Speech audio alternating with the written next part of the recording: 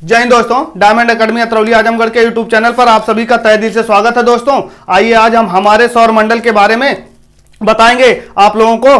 दोस्तों आइए देखते हैं एक एक करके इनके बारे में अध्ययन करते हैं। पहले देखते हैं क्या हुआ था हमारे सौर मंडल में। सौर मंडल की खोज करता हुए पूछ लिया हमसे, तो कौन बताएंगे? कॉपरनिकस साहब को बताएंगे, इन्होंने सौर मंडल की खोज की थी। आइए देख लेना हमारे सौर मंडल में कुल ग्रहों की संख्या कितनी है। तो वर्तमान में कुल ग्रहों की संख्या 8 है। पहले कितना हुआ करती थी? 9 हुआ करती थी। जो प्लूटो, जिसे प्लूटो को ग्रह की श्रेणी से निकाल दिया गया 2006 में। क्यों निकाला गया?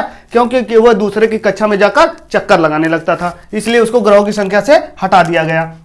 ग्रहों के गति के नियम को प्रतिपादक करने वाले किसे जाएगा श्रेय?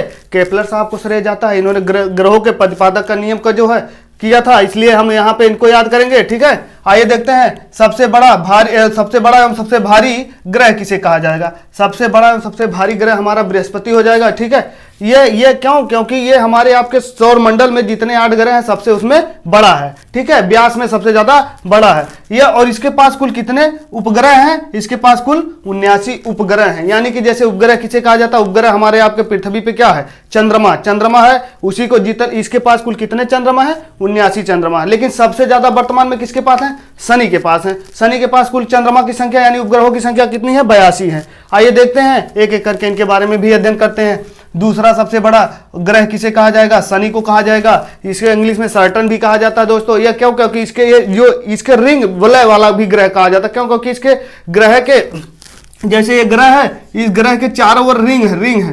ठीक है, यह रिंग है, मतलब इसके इसी वजह से ये ज्यादा बड़ा कहलाता है। ठीक है, दूसरे नंबर का सबसे छोटा ग्रह हमारा आपका सबसे छोटा ग्रह जिसे हम क्या कहेंगे? बुध यानी मरकरी कहते हैं। ये सूर्य के भी सबसे निकटतम ग्रह है। ठीक है, आइए देखते हैं सूर्य के सबसे निकटतम स्थित ग्रह यह बुध हो जाएगा।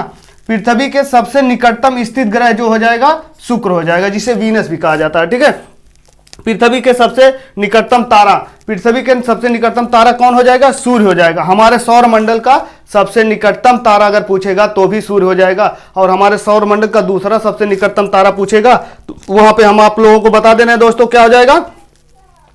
प्रॉक्सिमा सेंचुरी जो हमारे आपका सूर्य का सबसे निकटतम तारा हो जाएगा। यानी हमारे पृथ्वी से भी सबसे निकटतम तारा जो प्रॉक्सिमा सेंचुरी हो जाएगा। ठीक है, क्यों? क्योंकि ये हमारे आपके सूर्य का जो सौर मंडल यानी कि हमारी जो सौर मंडल मंदाकिनी सौर मंडल है, इस सौर मंडल में सूर्य पाया जाता है इकलौता सूर्य। और इस सूर्य में जो हमारे आपके कुल 8 ग्रह हैं, 8 ग्रह हैं और जिनके उपग्रह भी हैं, एक एक करके उनके भी बारे में हम बता रहे हैं। हमारा सबसे निकटतम तारा यानी सूर्य हो जाएगा। तारा किसे कहते हैं? तारा जिसके पास खुद की लाइट हो, जिसके पास खुद का प्रकाश हो, उसे तारा कहते हैं। दूसरे के ऊपर ना डिपेंड हो। जैसे सूर्य है, सूर्य एक ऐसा हमारे सौर मंडल में एक ऐसा इकलौता जो तारा है, ये जितने भी ग्रह हैं एवं उपग्रह उनको प्रकाश देने का कार्य करता है।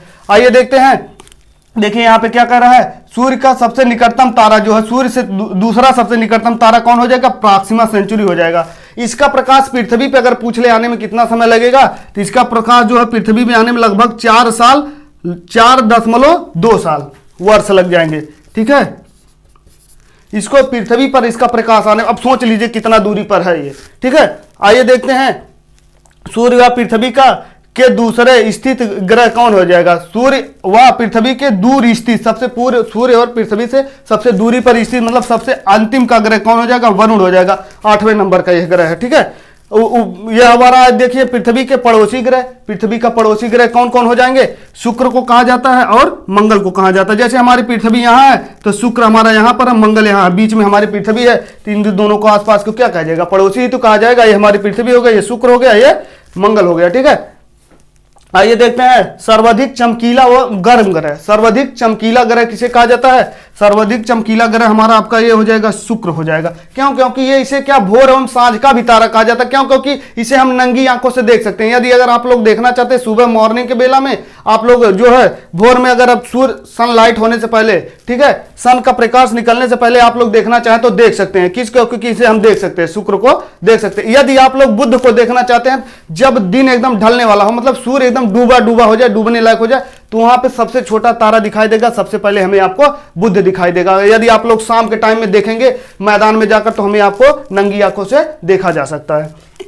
आइए देखते हैं सर्वाधिक ठंडा ग्रह। सर्वाधिक ठंडा ग्रह क्यों? क्योंकि इसके यहाँ लाइट बहुत, सूर्य का क्या होता है, जितने भी आप सूर्य से दूरी पर जाएंगे उतने ही सूर्य का प्रकाश आपके क्या हो जाएगा, देरी में पहुंचेगा, इसलिए बेचारा सबसे ठंडा ग्रह के नाम से भी जाना जाता है। वरुण, जिसे नेपच्यून के भी नाम से जाना जाता है। आइए देखते हैं सर्वाधिक उपग्रहों वाला ग्रह। सर्वाधिक उपग्रहों वाला ग्रह शनि, ठीक है, जिसे सैटर्न कहा जाता है। इसके पास कुल ग्रहों की संख्या, उपग्रहों की संख्या यानी चंद्रमा की संख्या हमने बताया कितना, 82 है वर्तमान में, ठीक है।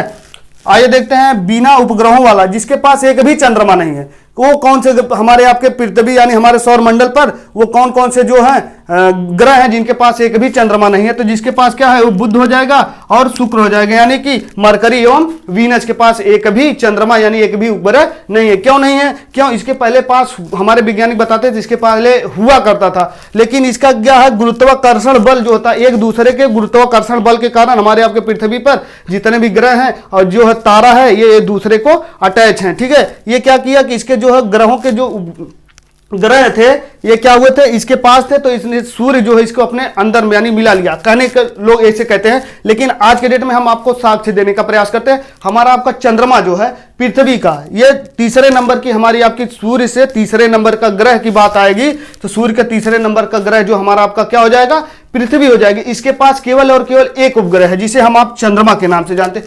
सूर्य का जो है चंद्रमा यानी कि हमारे आपके पृथ्वी से हर साल 3 सेंटीमीटर, हर साल 3 सेंटीमीटर घिसकता हुआ जा रहा, मतलब सूर्य के तरफ घिसकता हुआ जा रहा। आने वाले समय में एक दिन हमारे जो है पृथ्वी से भी उपग्रह का संख्या का नामो निशान मिटने का। लेकिन दोस्तों ये घटना इतनी जल्दी नहीं होगी, कईयों साल में बता रहे, एक साल में 3 सेंटीमीटर माने कुछ नहीं, ठीक है। आइए देखते हैं सर्वाधिक उपग्रह वाली संख्या हमने बता ही दिया।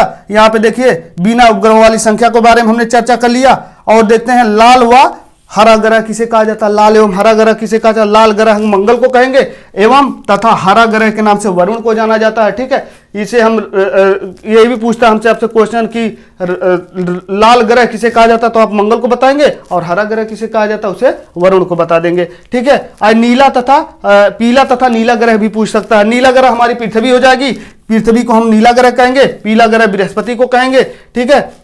लेटा हुआ ग्रह, लेटा हुआ ग्रह मतलब अपने अक्ष पे हमारी पृथ्वी क्या 23.5 अंश झुकी है, 23.5 अंश, इसका भी झुकाव धीरे धीरे क्या हो रहा, बढ़ रहा है, ठीक है। इसलिए ये चंद्रमा जो हमारे आपके जो है पृथ्वी से थोड़ा सा दूरी पे जा रहा है, इसलिए इसको लेटा ग्रह क्यों कहा, ये अपने अक्ष पर ज्यादा झुकी है। जितने भी ग्रह हैं उन ग्रहों के अपेक्षा अपने अक्ष पर ज्यादा झुकी होने के कारण इसे लेटा हुआ ग्रह के नाम से जाना जाता है। ये लेटा हुआ ग्रह किसे कहेंगे, हमारा आपका क्या हो जाएगा, अरुण यानी यूरेनस के नाम से जाना जाता है।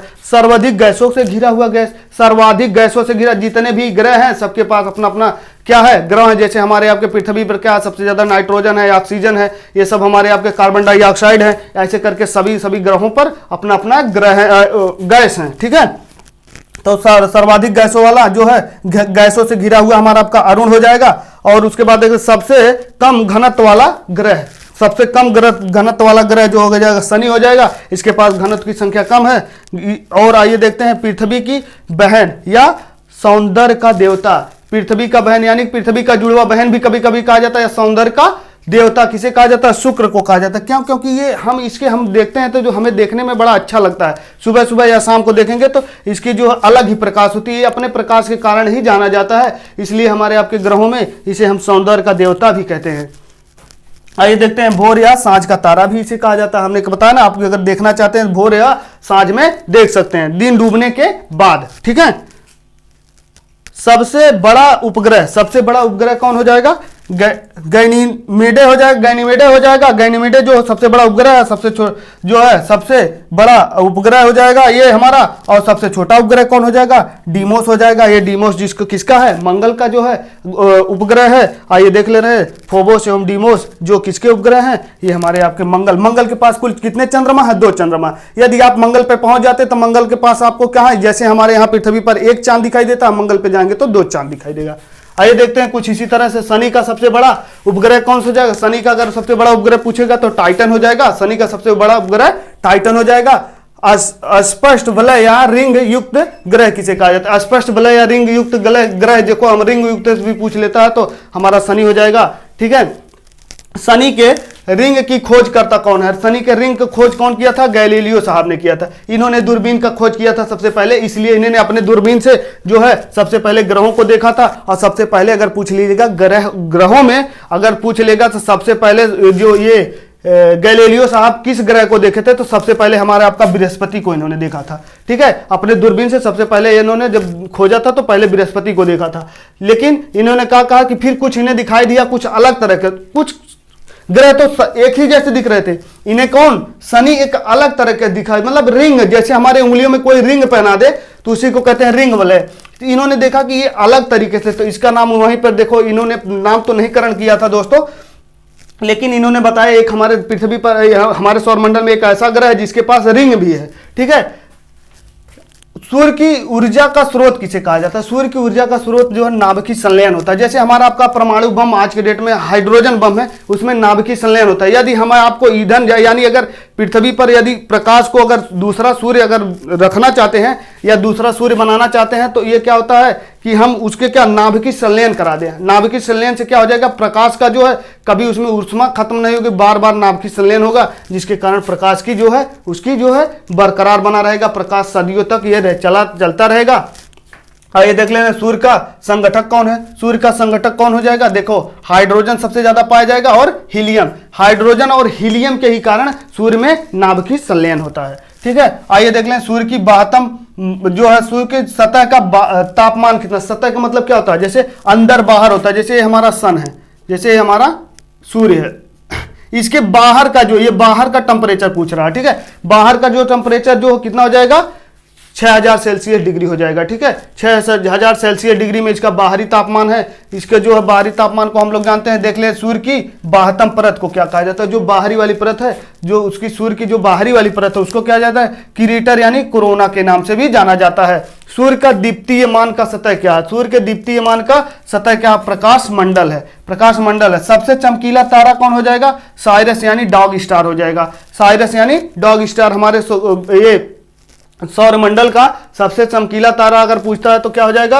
ये हमारे आपका साइरस यानी डॉग स्टार के नाम से भी जाना जाता है। सूर्य के विपरीत दिशा यानी सूर्य का उल्टा चक्कर, जितने भी ग्रह हैं क्या करते हैं? पश्चिम से पूर्व की ओर चक्कर लगाते हैं। जितने भी ग्रह हैं पश्चिम से पूर्व की ओर, हमारी पृथ्वी भी क्या पश्चिम से पूरब की ओर चक्कर लगाती है। ठीक है, लेकिन और जितने भी दो ग्रह ऐसे हैं जो एंटी क्लॉक, मतलब क्या करते हैं? उल्टा पूरब से पश्चिम की ओर जाते हैं, पूरब से पश्चिम की ओर चक्कर लगाते हैं। वो कौन कौन से ग्रह हो जाएंगे? शुक्र हो जाएगा, अरुण हो जाएगा, ये दोनों। अच्छा, याद करने का तरीका क्या है? इधर से भी दूसरा, आगे से भी दूसरा, पीछे से भी दूसरा। यदि आप लोगों को नहीं याद है तो इतना जानिए, हमारे ग्रह में कुल संख्या कितना है?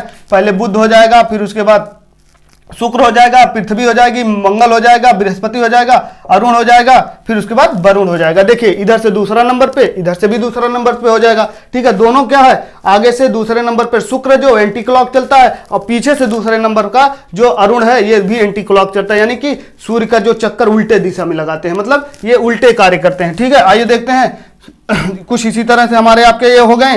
और कह रहा सूर्य तथा चंद्रमा के प्रकाश को पृथ्वी पर आने में कितना समय लगता है? सूर्य और चंद्रमा का जो प्रकाश है पृथ्वी पर आने में कितना समय लगता है? यदि सूर्य का प्रकाश पूछे तो आप लोग वहां पे अगर सेकंड में पूछे तो 500 सेकंड बता सकते हैं। यदि मिनट में पूछे तो आप लोग 8 मिनट 20 सेकंड में बताइएगा कि सूर्य का प्रकाश जो पृथ्वी पर 8 मिनट 20 सेकंड में आ जाएगा। और यदि आपको चंद्रमा से पूछ ले, चंद्रमा का प्रकाश देख ले, प्रकाश की गति हमने बताया था ना, इतना ज्यादा आप देख लीजिए। चंद्रमा की जो लाइट है, जो जैसा है सूर्य की लाइट चंद्रमा पे पड़ती है, चंद्रमा से आने में केवल और केवल कितना लगता है? 1.3 सेकंड लगता है। अब सोच लीजिए कितना दूरी पर है चंद्रमा को। यदि हम आप लोग कैलकुलेशन करेंगे, प्रकाश की गति सबसे ज्यादा होती है दोस्तों, इसलिए हम देख ले रहे हैं चंद्रमा का जो है सेकंडों भर नहीं लगती है, सेकंड भी नहीं लगता है, 1.3 सेकंड कहते हैं लोग। लेकिन ये कितने लोग तो ऐसे बताते हैं 1 सेकंड 1 मिनट 3 सेकंड, या एक बार देते 1 सेकंड 3, ये कोई मतलब नहीं, 1.3 सेकंड हम बता सकते हैं। ठीक है, उसके बाद क्षुद्र ग्रह स्थित कहाँ है? जैसे हमारे आपके बीच में कोई ग्रह है भी, ठीक है,